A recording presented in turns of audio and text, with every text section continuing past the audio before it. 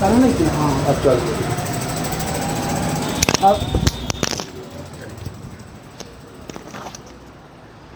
अभी हमारे सामने हम भारत की आवाज़ से अमित राहुल, हमारे सामने युवा के राजद के प्रदेश सचिव मोहम्मद नसीम जी हैं और जो कि जमुई के राष्ट्रीय जनता दल के प्रभारी भी हैं।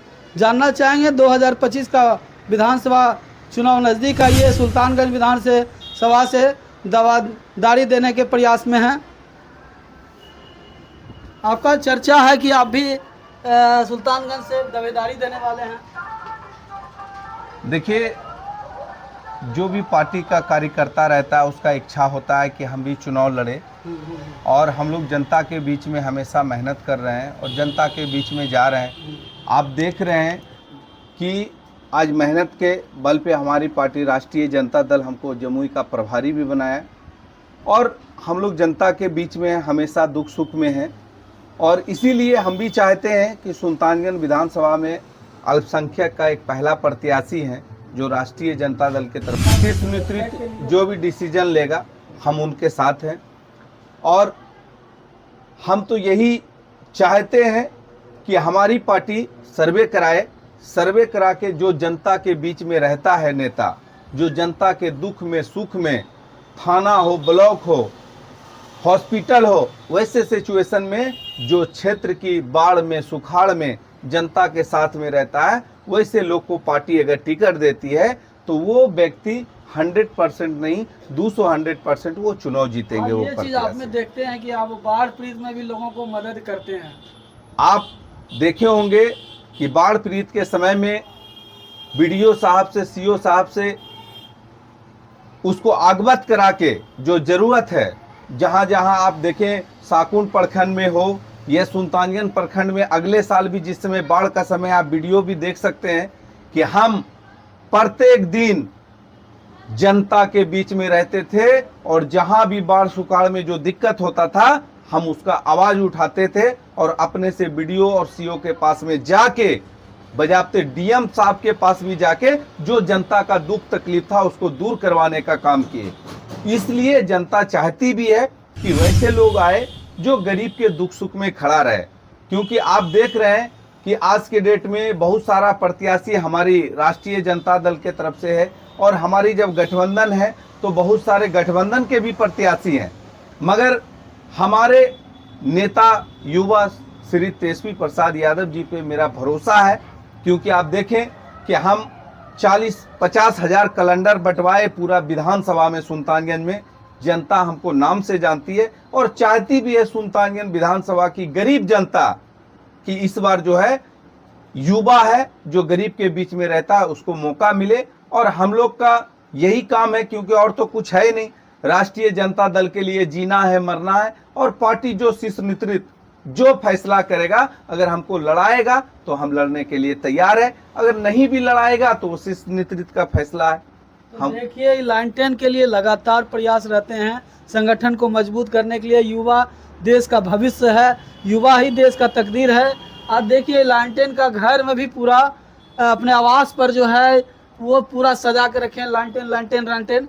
और राजद का देखिए पूरा बैनर पोस्टर भी इनका लगा हुआ हो, जिस तरह भगवान का फोटो लगा रहता है फ्रेम में, उस तरह उन्होंने लालू यादव जो कि राष्ट्रीय अध्यक्ष हैं राजद के, और राबड़ी देवी उनका फोटो लगा के रखे हैं। और उधर महात्मा गांधी, इधर दिखाइए कैमरा में, महात्मा गांधी, डॉक्टर APJ अब्दुल कलाम जो कि भारत को एक बहुत बड़ा शक्ति देने का काम किए, ताकत देने का काम किए, उन्होंने मिसाइल भारत को देने का काम किया, उनका फोटो है। बाबा भीमराव अम्बेडकर जिन्होंने संविधान को रचनात्मक लाने का काम किए धरातल पर, और गांधी जी जिन्होंने सभी को मिला करके देश को आगे बढ़ाने का काम किया, उनका फोटो जो है और उनके बगल सभी सजा के रखे हैं। देखिए किस प्रकार से।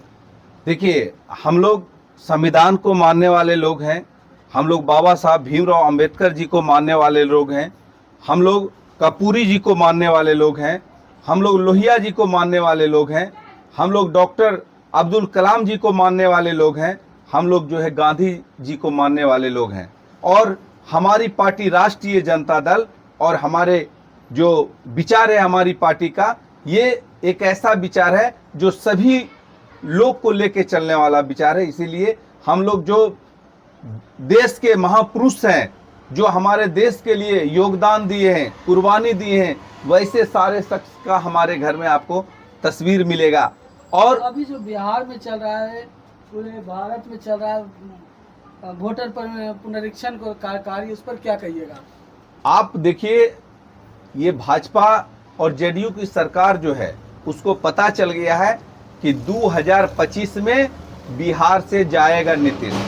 2025 कुर्सी छोड़ो नीतीश, क्योंकि उसको पता चल गया है कि जो बिहार में जो सर्वे का रिपोर्ट आ रहा है और सभी जाति का लोग, युवा हो, अल्पसंख्यक हो, दलित हो, अति पिछड़ा हो, सारा एकजुट होके गोल बंद होके इस बार जो है बिहार में नीतीश कुमार और भाजपा को भगाने वाली है।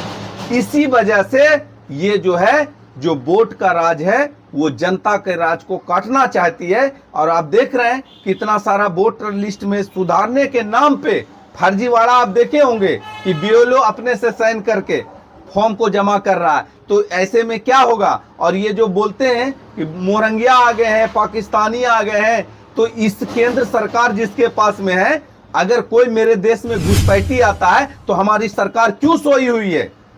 ये जवाब तो केंद्र सरकार को देना चाहिए और बिहार सरकार को देना चाहिए, क्योंकि 20 साल से बिहार में सरकार किसकी है? अगर बिहार में रोहिंग्या आता है, पाकिस्तानी आता है, कि बिहार में सर्वे का काम ईमानदारी पूर्वक हो रहा है? एकदम नहीं हो रहा है। आप देखे, अंजुम जो पत्रकार थे वो घूम घूम के हर एक क्षेत्र में जब देखे, तो देखने के बाद में हम लोग भी तो एकदम चिंता में आ गए हैं कि पता नहीं हम लोग का भी नाम कहीं न कट जाए, क्योंकि हम लोग को भी कहीं पाकिस्तानी घोषित नहीं कर दिया जाए, क्योंकि ऐसा काम ही कर रहे हैं। आज जो 10 डॉक्यूमेंट्स, 11 डॉक्यूमेंट्स मांग रहा है, आज देख लीजिए कितना आदमी के पास में है। आज बिहार में 75% जगह ऐसा है जहां बाढ़ से डूबा हुआ लोग है, वो अपना सर्टिफिकेट देंगे या वो अपने जान को बचाएंगे। तो अगर वोटर लिस्ट में सुधार करना उसका अधिकार है, समय दीजिए ना, 6 महीना, साल भर, 2 साल में करवाइए आराम से। जो सही वोटर है उसको रखिए, जो गलत है उसको काटिए। उसको रोक कौन रहा है? इतना हड़बड़ी क्यों है? क्योंकि हड़बड़ी इसलिए है कि बिहार में वो चाहते हैं 3 से 4 लाख वोटर को जो है काट के, वो जो हमारी राष्ट्रीय जनता दल को वोट देने वाला लोग है, चुन चुन के उसका वोट काटेगा, क्योंकि ये डरे हुए, घबराए हुए हैं। मगर हमारे नेता तो बोले कि जब फाइनल ही कर दिए चुनाव आयोग कि बेईमानी से चुनाव जिताना है किसी को, तो चुनाव, हमारी पार्टी बोला कि बहिष्कार करने के लिए भी चर्चा करेगी। हमारा नेता जो भी फैसला करेगा, हम लोग पूरा कार्यकर्ता अपने नेता के साथ। क्या लग रहा है सुल्तानगंज विधानसभा में विकास हुआ है? रोड, नाली, गली, आप क्षेत्र में जब घूमते हैं तो अभी जो भ्रष्टाचार है ब्लॉक में, बीडीओ सीओ जो कर रहा है, कर्मचारी जो कर रहा है, बेगर किसी का पैसा लिए किसी का म्यूटेशन हो जाएगा। एक भी ब्लॉक का ये स्थिति है, और जो गरीब जनता है परेशान होके मजबूरी में वो पैसा दे के करवा रही है। और बोलता है अफसरशाही, इतना बोलता है कि जाओ ना, जहां जाना है, नहीं दोगे पैसा तो नहीं करेंगे।